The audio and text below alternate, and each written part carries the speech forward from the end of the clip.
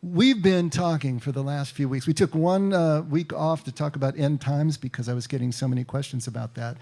But the general gist and theme of what we've been talking about for several months has been this contemplative way, Jesus' way, the way that he said was the only way to the Father.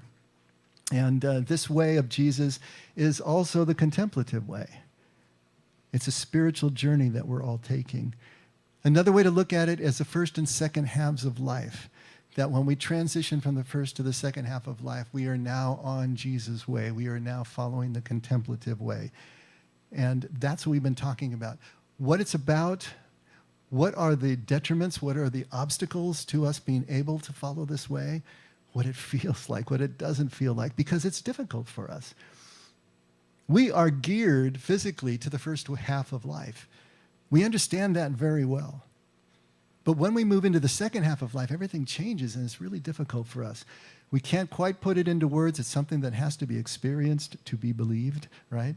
But we can at least point the direction and maybe give enough clues to what it's like to be on Jesus' way that we can actually start to relax into it, which is the whole point.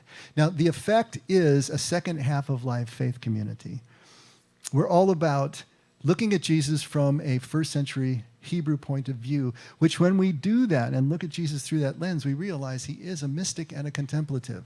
And if mystic is a scary word for you, it just means someone who can be completely present to God's presence with no intellectual filter in between, no loss in translation, just completely present. Contemplation is the practice, the program, and the tools that we use to get to a place of mystical experience, to be able to get our mind out of our way. It's really that simple, and it has nothing to do with a cult or some of the other things that it has been charged with. Jesus was such a man. He was a contemplative prayer. When he went off to the wilderness, when he went off to the lonely places, that's exactly what he was doing. Practicing those 4 S's we've been talking about, right? Silence, solitude, stillness, simplicity. He was all over that. And he was giving us those tools for us to be able to use as this only way to the Father. Not an intellectual way, not a theological way, not a doctrinal way. He said the only thing that separates you as my followers from anybody else is the way you love one another. How present are you? How identified with the other are you? Whether it's someone you like or someone you don't like so much. So these first and second halves of life are really the key. And how do we distinguish between them? We've talked about them over and over again, that the first half of life is about an external search, an outward search for meaning and purpose, in accomplishment and in the building up of platforms, in the building up of our own ego and ego consciousness, whereas the second half of life turns inward for meaning and purpose. So we've talked about that before. We've been reading Richard Rohr's book for the last pretty much this whole year about the transition from the first to second half of life. But to try to put a finer point on it and see if we can get everything all in one place here, first half of life is about accomplishing, all right? First half of life is about acquiring. The first half of life is about doing, accomplishing, acquiring, building things up. Whereas the second half of life is about relinquishing. It's about receiving, and it's about being. So essentially, in the first half of life, our ego is the boss, if you want to look at it that way. The ego is who we understand as our self, right? It's our identity. Whereas in the second half of life, the ego becomes an employee. How's that for analogy, right?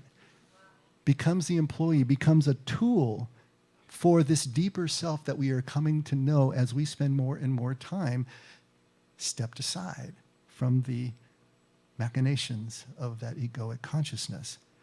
First half of life, ego's the boss. Second half of life, ego's an employee. First half of life, accomplishing, acquiring, doing. Second half of life, relinquishing, letting go, receiving gifts that we cannot give ourselves, because that's the only way we're going to get true meaning and purpose, is when we receive something from God we could never give ourselves. And it's about being.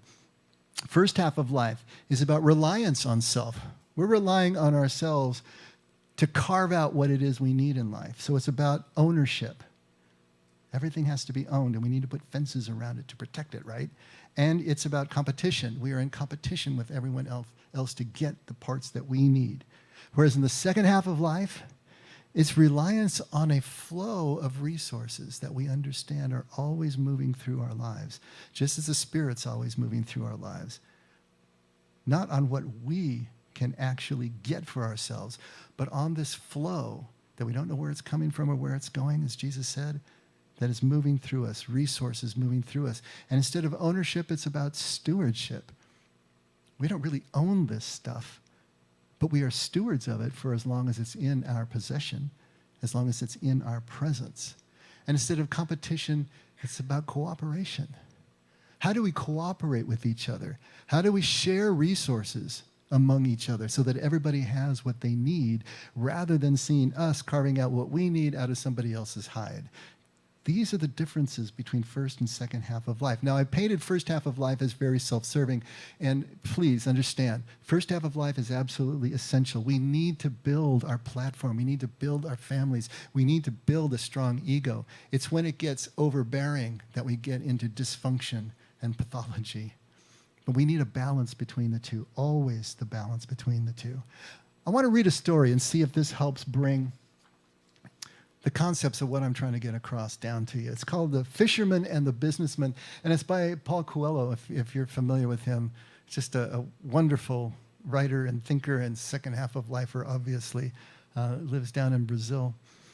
So he writes this one.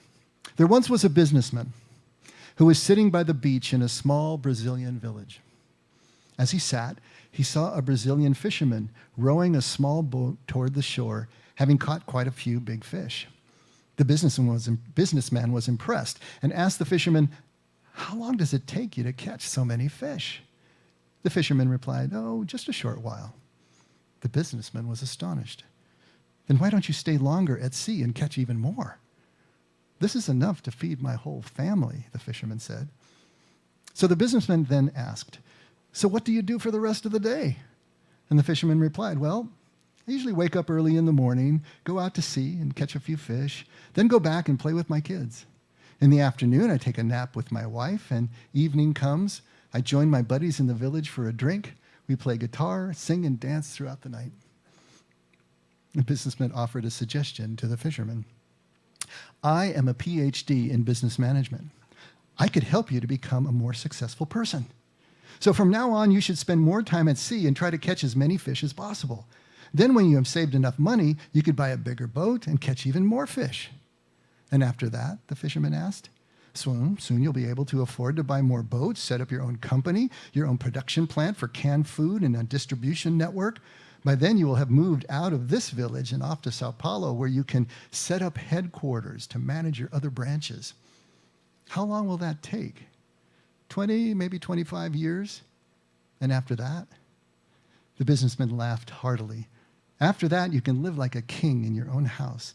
And when the time is right, you can go public and float your shares in the stock exchange, and you will be rich." "And after that?" the businessman says. "After that, you can finally retire. You can move to a house by the fishing village, wake up early in the morning and catch a few fish, and then return home to play with your kids. Have a nice afternoon nap with your wife, and when the evening comes, you can join your buddies for a drink, play the guitar, and dance throughout the night." The fisherman was puzzled. "Isn't that what I'm doing now?" All right, what's going on here? Why doesn't the businessman see the obvious that we're all seeing, as you saw where this was going? And why is the fisherman not tempted by the businessman's offer? There's this disconnect here between the two. They're talking past each other, it seems, the whole time. Because the businessman is exemplifying a first half of life mentality, whereas the fisherman is clearly second half of life mentality. And the first half of lifers, let's say, can't see the truth in the second half of life. You just can't see it. Your ego and your egoic consciousness, the filter that you've developed in order to do what you need to do in the first half of life, prevents you from even seeing or in any way respecting second half of life values. It's not possible. Now, the second half includes the first half, but it doesn't identify with it any longer. And it realizes that ultimate meaning will never be found out there someplace, or what can be acquired, what can be built. So the fisherman lives smack in the here and the here now. He takes only what he needs for the day from an inexhaustible sea, right? But only what he needs for the day. Just like Jesus said in the Lord's Prayer, give us the bread of our need this day, not for days future forward, not for storehouses, but he only takes what he needs from the sea, and the sea is inexhaustible. He trusts the sea to continue to provide for him day after day. Now, he works hard. He's not lazy. He works hard, but only hard enough to provide for the day. He doesn't need ownership of anything. I mean, he's got a home, he's got a boat, but he's not looking for ownership. He's not looking to create a storehouse. Everything is contained in the day. See, he doesn't fear the future because he trusts what is happening right here and right now. Now, the businessman, on the other hand, lives for the future, right? Every day's work that he does is calculated to create an outcome out there someplace, out there in the future. It doesn't have value in and of itself. The only value it has is how it contributes to that outcome, to that future. And he sees the whole world as a zero sum. If he gains something, somebody else has to lose. It's win and lose. Everything is in competition. And so that's the way that he is focusing day by day. He has to carve out and then protect all of his acquisitions. And his work becomes obsessive because he's trying to grow and grow and grow and get to the end of this rainbow that is always out there someplace. And yes, he has to own things. He has to own everything. He has to lock it down with contracts and then build fences around it, get things and put them in safes and behind iron bars, stockpiles upon stockpiles. And truthfully, he cannot rest until at some point his fortune outweighs his fears. And when does that time really come? Do you remember someone asking Dale Carnegie, the robber baron of the late 19th century, how much is enough? Do you remember his answer? Just a little bit more. See, this is the problem with first half of life. It's insatiable. It is a black hole. No matter how much you put in, we need just a little bit more. We just need a little bit more because we never really know, have we really taken care of all the contingencies out there? And how are we ever going to know that? It's impossible to actually know that. Now, obviously, this parable is trying to make a point, and so it's painting things very black and white. And what we're looking for is a balance. We're looking for this middle way. It's a both and not an either or, right? It's the balance of the now and not yet that we've been talking about for weeks. That we are still working for not yet. Of course we're working for outcomes. And of course we need to plan for the future, plan for retirement, do all the things that responsible people do. But never at the expense of the now, never at the expense of being able to let this moment be enough for us and really fall into that exhilaration of just being right here and right now. Like that Hebrew bride we've been talking about, looking for the groom's reappearance, the shofar blowing at the end of the village that is going to signal the change, this radical change in her life and a move into her real meaning and purpose as a woman, but at the same time realizing that this family is all she's ever known and all she has, and living that to the fullest until the very last moment when she is taken to a new place to be present to. That idea. But in order for us to even be able to get anywhere near a balance like that, we first have to begin to admire the fisherman. When we think of somebody like this fisherman, and this businessman is looking down on this fisherman as being lazy or having no ambition, not seeing what he can accomplish in this life. And we're all wired that way, let's face it.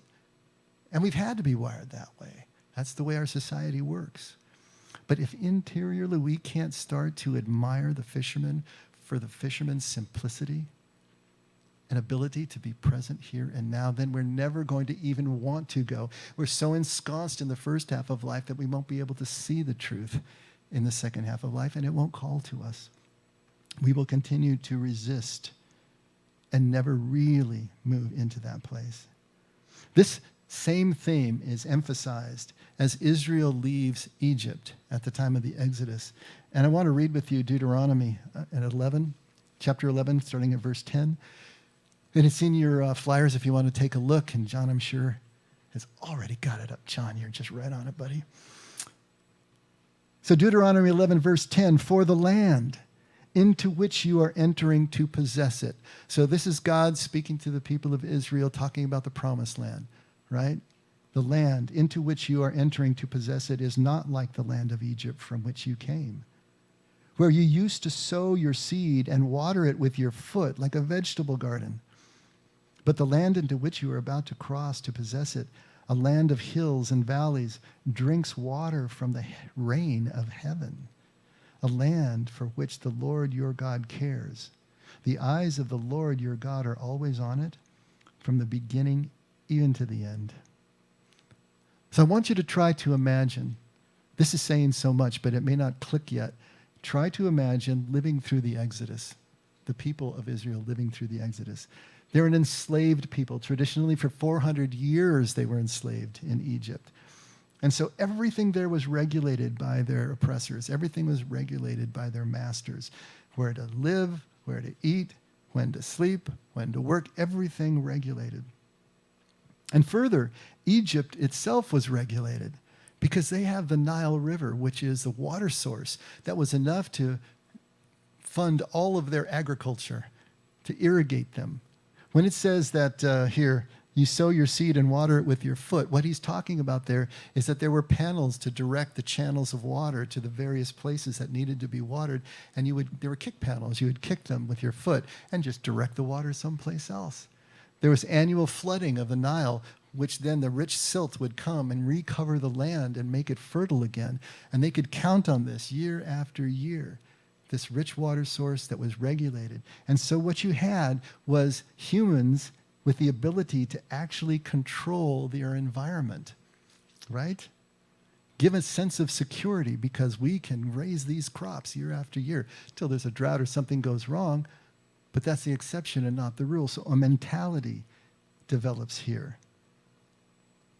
You can control the environment. You have this ability. Everything is regulated. We get up, we know exactly what we're doing day after day after day, and then suddenly, here comes Moses, and you're suddenly free, right? All this changes in just an instant, all right?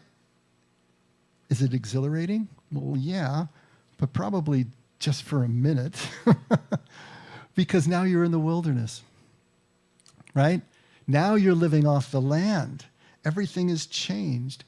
You're trying to hunt for birds. You're trying to find a way to eat. And then God, in his infinite provision, gives manna. But even the manna is only good for the day. If you try to store it overnight, it's moldy and horrible by the next day. You have to go out every single day and grab this stuff. And they didn't know what, in fact, manna means what is it in Hebrew. So you don't even know what it means. But they could live off of it, but only for the day. It's a complete change. You see what a complete change in mindset this is? From the regulation of their lives as an enslaved people, for the irrigation that gave them a reliable and repeatable food source. And now they're in the wilderness. Everything is changing. They can't irrigate their crops. Nothing is as it was. And the fear sets in. They are longing for Egypt. They're longing for their leeks and their vegetables that they had on a regular basis because they don't have them anymore. And yet they are free. How difficult this is for people to be able to deal with this. And now they're going to a land that is completely different. This promised land, Canaan, as we would say in English, Canaan would be the Hebrew, has no adequate water source whatsoever. It's a rocky land, as Deuteronomy said. It's hills and it's valleys. There are no rivers to run through it. The Jordan is basically a creek. It's nothing. And even the lakes aren't going to be able to get the water down where it needs to be. And so it's a completely different and insecure place for them. See, what's happening here is that freedom is not for the faint of heart. We all say we want to be free. We all love the idea of freedom. But the truth of the matter is that freedom comes with a sense of insecurity, because now you don't have these things that regulate us. Yeah, you don't have to pay taxes anymore. That sounds great. I want to be free from that. But then when you call 911, there's nobody there, right? It's trading of our freedom for security that we do in civilized society all the time, and we do that in relationships. So we say we want the freedom, but it's frightening when we actually get there. It can be exhilarating at times, but it's always balanced with this insecurity.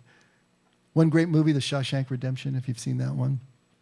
Two of the old-timers who have been there for decades and most of their life are released in the course of this movie. One of them isn't out for very long, and he ends up hanging himself because he just can't deal with life on the outside. On the inside, he had his sense of meaning and purpose. He had things to do. He had some respect. Out there, he has nothing. And then when the other character is released, he has a horrible time trying to find his footing. And one great scene where he's working in a grocery store like Marion, only he's a bagger, right? And he's bagging, and he's always raising his hand to ask to be able to go to the restroom. Finally, his manager says, "You don't have to ask me every time you need to go to the restroom," you know? And then you hear in voiceover, he's saying he doesn't understand, you know? After 40 years on the inside, I couldn't squeeze a drop without say-so. We don't understand how much this regulation, we don't understand how much our lives, as we familiarly understand them in the first half, have created a worldview, have created a way of seeing and a way of living that is antithetical to the kind of freedom that Jesus is offering. He says, when you know the truth that will make you free, everything changes. But we need to be ready for that truth. Or suddenly free, we're going to want to go back again. So as the Israelites move into the promised land, now they are completely dependent on rains. And you don't control the rains, do you? There were two rains that were primary, and I want to just read a couple of paragraphs so maybe you can understand what they were talking about. They're called Yore and Melkosh.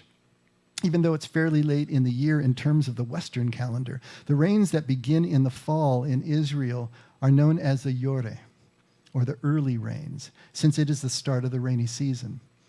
These early rains are a reason to be glad after a hot, dry summer, and the ground can be broken up, ready to work the fields. This is the time right now for these early rains. In Israel, these soft, early rains should be falling. Toward the springtime, around the time of Passover, Israel will have the latter rains, known as the Melkosh, necessary for the ripening of the barley and the grain. The word for the former rains, Yore, comes from the same root as to shoot or cast or teach. Teach? What the heck's happening there? Like an arrow being shot to its target, or information being directly delivered from teacher to pupil. The Yore rains are sent down to soften up the ground, ready for the first round of planting. In fact, God's teaching is also compared to the sending of rain in Deuteronomy 32. May my teaching drop as the rain, my speech distill as the dew, like gentle rain upon the tender grass and like showers upon the herb.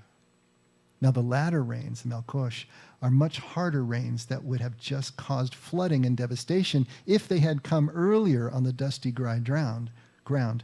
But these latter spring rains are essential for the agricultural cycle too. The Gezer calendar, an archaeological relic with inscriptions from the time of Solomon, tells us that in January, February time, there was a second round of later planting in ancient Israel's agricultural year called the Lakesh. The word for these harder, later rains, Melkosh, is related to the Lakesh. The latter downpours can more easily penetrate the softer ground and bring forth the second harvest in the spring. Now, I want you to try to imagine how important these rains are. They're living life on a razor's edge. Each family is dependent on what they grow to be able to save that and then salt down the meat and create the preserves of the plants, everything they're going to need to be able to survive through the winter. It's life and it's survival itself, these rains, early and later rains. And each rain that falls, if you've ever worked freelance, if you've ever owned your own business, these rains are like a job that you get that's going to be able to pay the bills for the month, but then you got to get the next job or the next client or the next customer in order to pay the bills for the next month, right? And so it's so different than having a regular salary that you just know is going to pay the bills each month. Everything is dependent. You're dependent on forces that you can't control. And what ultimately can't we control more than the rain, nature, God's actions in our lives? And so each rain is like this freelance job that falls. And when they do, there's this sigh of relief, right? There's this celebration because the rains have come. We're saved. Our plants are going to grow. People are going to be able to eat. And the people, of course, prayed for the rains. The major pilgrimage festivals were all geared to the agricultural cycle. So Sukkot in the fall, right now, the Festival of Booths, was all geared toward these early rains and to the olive and the grape harvest, right? And then in the spring, Pesach, Passover, is timed with the latter rains, with the Melkosh, and also with the barley harvest. So these are celebrations that are tied to the cycles of nature because that was their lifeblood. And they prayed and they celebrated and they brought God into the process as they understood it. Because the timing and the reliability of the rains were absolutely critical and the people were completely dependent on them. But it held them close to a connection with their God in a way that irrigation doesn't. Can you see that? If you're irrigating, you're in control. The water is always there. You just have to work to direct it where you need it to be at any given moment. But when you're waiting for the rain to fall, and when it does, it's cause for celebration and the connection with God. It's a whole different way of living. To live in nature, not above it or outside of it, as irrigated peoples can do, as we can do. I mean, we've taken this to a high art form in our concrete urban spaces where we never really connect with nature or the cycles of nature anymore. We just go to the grocery store. Stuff is there, right? All the time. The people could control and harness rivers, but never the rain. It was always real time. It was always out of the sky. And so here again, Egypt represents the first half of life, worldview and mentality. But Canaan, represents the second half. And so I ask you, who's more free? The Hebrews as they were in Egypt, or the Hebrews as they were in Canaan? Well, certainly they were more free in Canaan. Yet they paid for that freedom with the uncertainty of their lives. But as they grew more and more to trust God, the uncertainty was replaced by conviction. This is what the second half of life feels like. We move out of the comfort zone. We move out of our ability to control. And it's frightening and scary at first. But as we persist, if we keep going, then the trust becomes to build. The conviction builds. The uncertainty never leaves. We still can't control the rains. But our trust increases and it feels completely different. Who's more free? The businessman or the fisherman? Right? Who's more secure and at peace? I'll tell you what, the most insecure and fearful person on the planet is a first half of lifer in a second half of life environment. What are you going to do? You know, put in Egypt and Canaan, probably going to freak out. Where's the river? You know, what do I do? Wait for the rains? Are you kidding me? Think about the times that you have been most ill at ease, when you're really losing it, when you're so worried you can barely see straight. It's because of the things that you can't control. This is it. So who's more at peace? The only one who is ever at peace is someone who has moved into the second half of life to realize that security, serenity, does not come from our circumstances. It comes from a completely different source. It comes from within. And then we can carry it with us wherever we go. We have to be transitioned to the second half to be able to live moment by moment. And so all of this is about vanquishing the ego.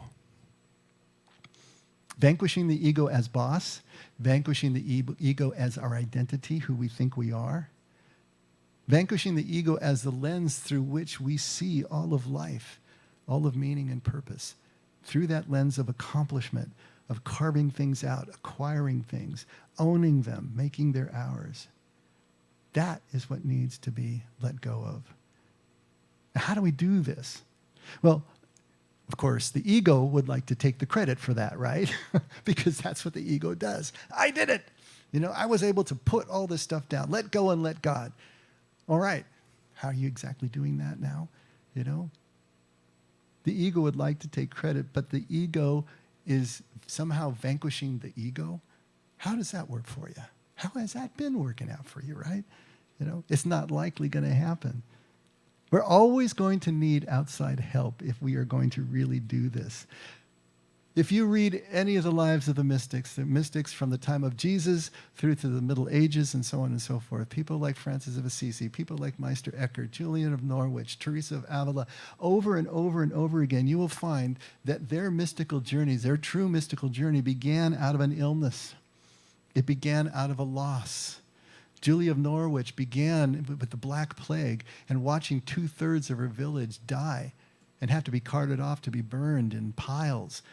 Those kinds of experiences and events vanquished the ego, tore it down. Persecution, imprisonment. In other words, some sort of suffering, great suffering and great loss can take us there, as well as great love. In other words, we have to be put into these limit situations that limit our ability to control, situations that take us to the edge of our ability to even see ourselves as an identity that can somehow make all this work.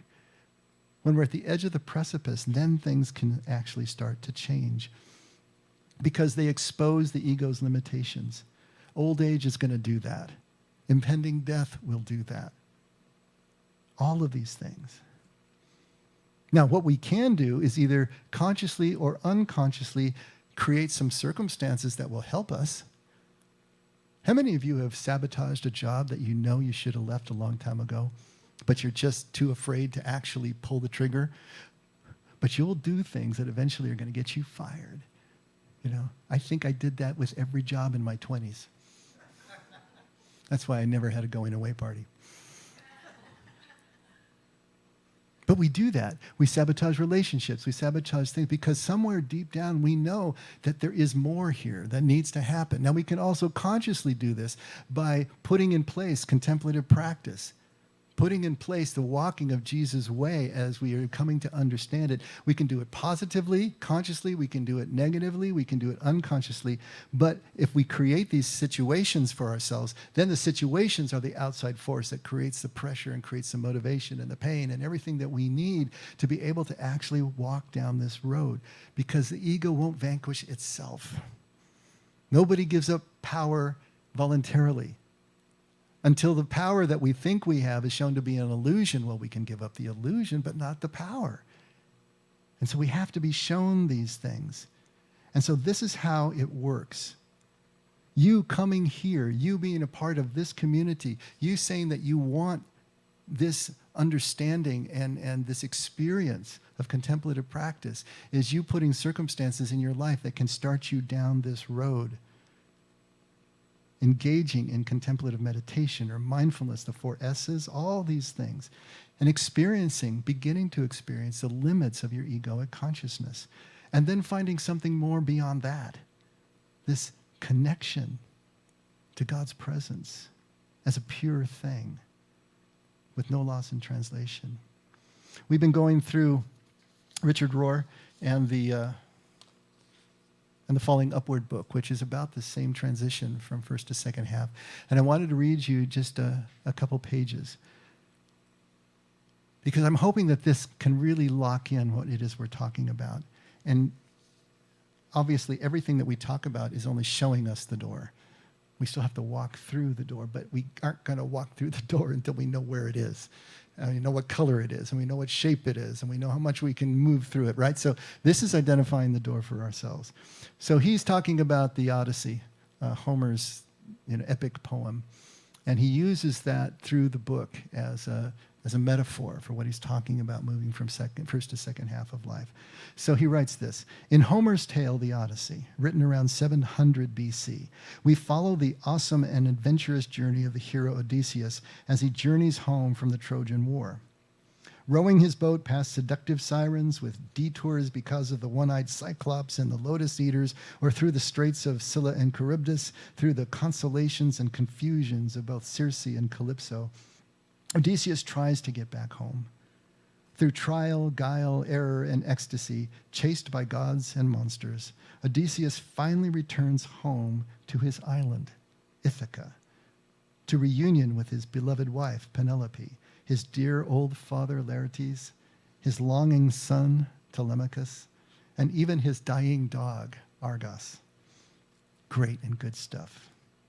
Accustomed as we are to our normal storyline, we rightly expect a happily ever after ending to Odysseus' tale. And for the most readers, that is all, in fact, they need, want, or remember from the story at all. Odysseus did return, reclaim his home, and reunite with his wife and son and father. But there is more. In the final 2 chapters, after what seems like a glorious and appropriate ending, Homer announces and calls Odysseus to a new and second journey that is barely talked about. Yet somehow Homer deemed it absolutely necessary to his character's life. Instead of settling into quiet later years, Odysseus knows that he must heed the prophecy he has already received but half forgotten from the blind seer Tiresias, who he meets in Hades, in hell, right? At the deepest descent of his life. And Tiresias tells him that he must leave home once again. It is his fate, required by the gods. This new journey has no detailed description, only a few telling images. And here's a passage from the Odyssey itself. Then also came the ghost of Theban Tiresias, with his golden scepter in hand. When you get home, you will take your revenge on these suitors of your wife, and after you have killed them by force or fraud in your own house, you must take a well-made oar and carry it on and on, till you come to a country where the people have never heard of the sea and do not even mix salt with their food, nor do they know anything about ships and oars that are as the wings of ships. I will give you this certain token which cannot escape your notice. A wayfarer will meet you and will say that your oar must be a winnowing shovel that you have got upon your shoulder. On hearing this, you must fix the oar in the ground and sacrifice a ram, a bull, and a boar to Neptune. Then go home and offer hecatombs, 100 cattle, to the gods in heaven, one after the other. As for yourself, death shall come to you from the sea, and your life shall ebb away very gently when you are full of years and peace of mind, and your people shall bless you. All that I have said will come true. Tiresias' prophecy, which Odysseus half heard earlier in the story, seems to be an omen of what will happen to all of us. Here is my summary of the key points for our purposes, which I hope you will find very telling. 1, Odysseus receives this prophecy at the point in his story when he is traveling through Hades, the kingdom of the dead, and thus at the bottom, as it were.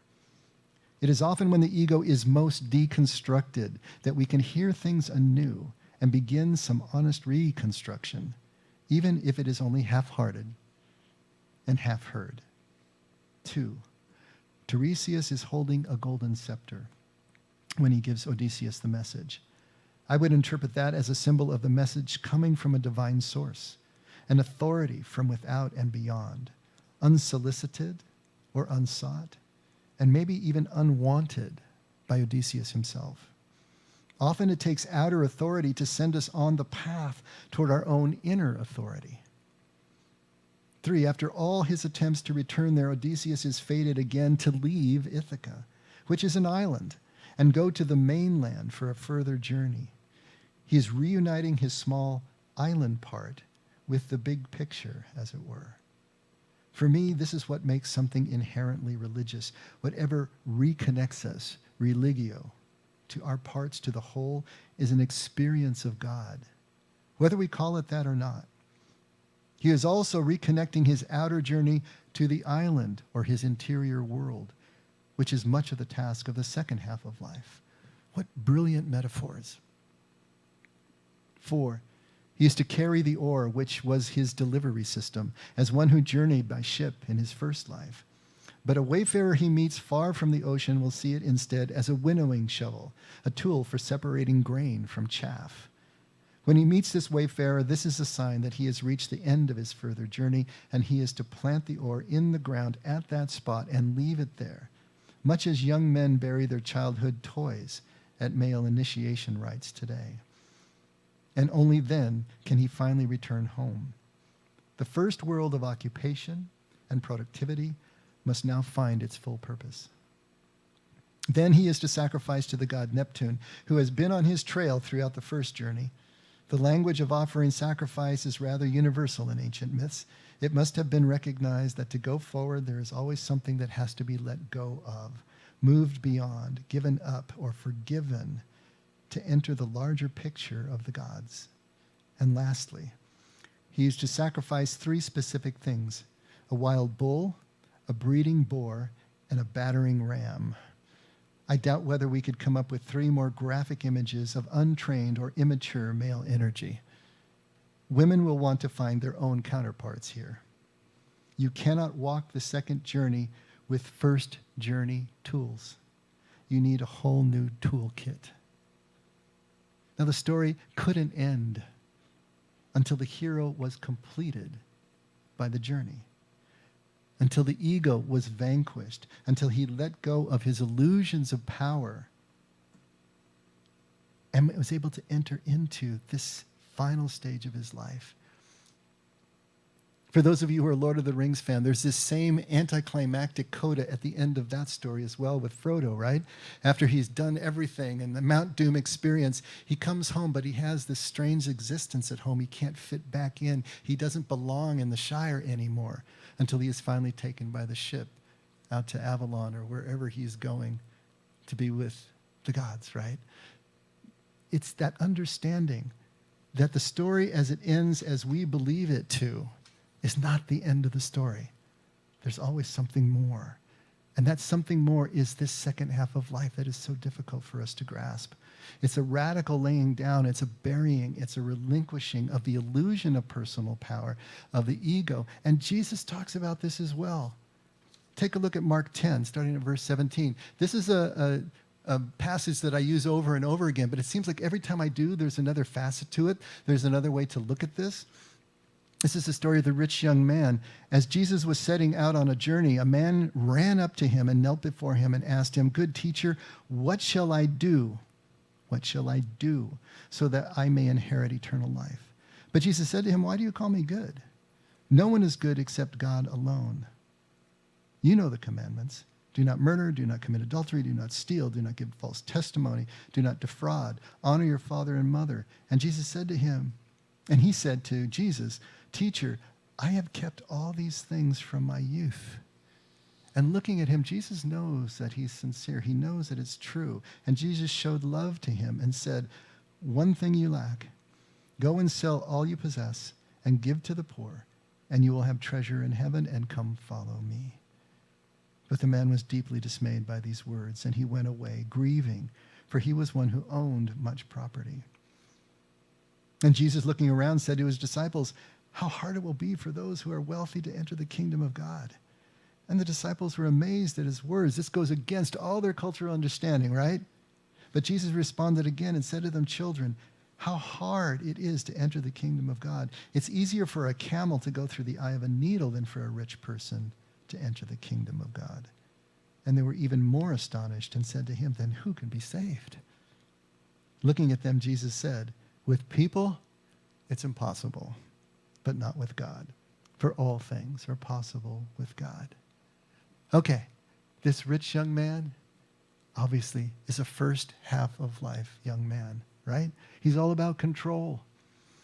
He's all about following the law. He's all about owning and property. What does he ask Jesus? What must I do? He's still about doing. He's still about accomplishing. You know, he's been following the law. He's been building this. Everything is about the control and about what he can do egoically.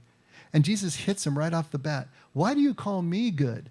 Because what's he doing? He's looking for another set of rules to follow. He's looking for Jesus to give him another task to perform that he can do, like a mathematical equation, and get the eternal life that he's looking for.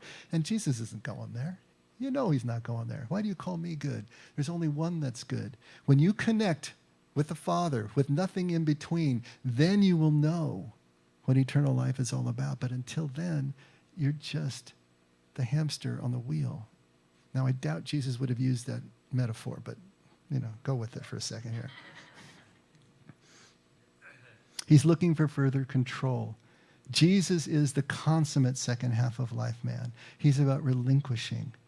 Sell everything that you have. He's coaxing him to do the same because it's impossible for the ego to do this alone. It's easier for the camel to go through the eye of a needle than for a person to let go. And we're not just talking about physical wealth or financial wealth here. We're talking about whatever it is that you rely on in your mind, that makes you wealthy. If it works for you, if it's part of your survival, if it allows you to build and acquire, that's your wealth. How can you vanquish that when it's all that you know that gets you where you want to go? It's only when the ego is submerged that we can finally start to rely on a power that's greater than ourselves, on our God, on our community around us. Apparently, the young man hasn't suffered enough. The pain level hasn't got to the place where his ego is limited or exposed enough to be able to see that something else is necessary. He hasn't reached that limit situation, that crisis that will impel him to move forward. And look what Jesus says at Matthew 13, verse 44, another familiar passage. The kingdom of heaven is like a treasure hidden in the field, which a man found and hid again, and from joy over it goes and sells all that he has and buys that field. And again, the kingdom of heaven is like a merchant seeking fine pearls, and upon finding one pearl of great value, he went and sold all that he had and bought it. This is not the way we think. If I found the treasure, it's now mine. I'm going to hold on to it. If I found the pearl, I put it in my pocket and I get the heck out of there, right? Why do I put it back in place and then sell everything? See, we want to approach these things from a first half of life mentality because that's all we've really got to work with. But Jesus is trying to tell us there's something so completely different. When we get that first glimpse of kingdom, when we get that first inkling that there's another there out there that's so radically different, it's exhilarating for us. And we want to acquire it with our first half of life tools. But it can't be acquired directly. It doesn't work that way. Kingdom is a second half of life experience.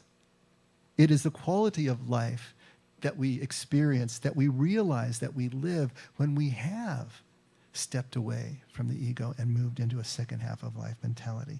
We must sell everything in order to go there. Vanquish this ego before the kingdom can be ours. Really, before the kingdom becomes ourselves. We become kingdom, literally. We don't own it. We don't possess it. We only enter it in the sense that we become it from the inside out. Now, when I say we need to vanquish the ego, of course, I'm not talking about destroy it. It's a both-and situation here, too. But it's merely to see it as it is, a tool of our self-awareness, not who we are, not our identity, not the totality. It's even the same with the prodigal son and his elder brother. Think about that, right? The elder brother is the consummate first half of life son. Everything is about following the rules his father has set out, building the property. And he's incensed when his brother, who started out first half of life, but comes back broken in the good way of finally willing to submit and just be his father's hired hand. He comes back second half of life, and here you have this loggerhead between the first and the second half.